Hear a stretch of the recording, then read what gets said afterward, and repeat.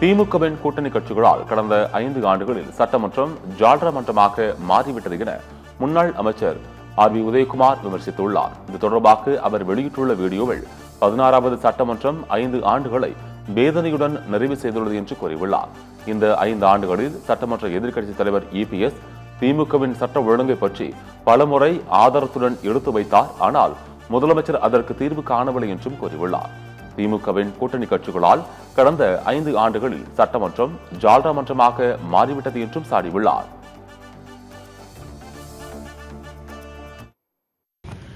நேற்றோடு 16வது சட்டமன்றம் 5 ஆண்டுகள் வேதனையோடு நிறைவு செய்திருக்கிறது.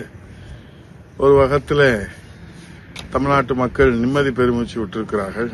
ஆகவே இந்த 5 ஆண்டு காலம் மாண்புமிகு எதிர்க்கட்சித் தலைவர் சட்டம் ஒழுங்கை பற்றி பலமுறை சட்டமன்றத்தில் ஆதாரத்தோடு புள்ளி விவரங்களோடு எடுத்து வைத்தார்கள்.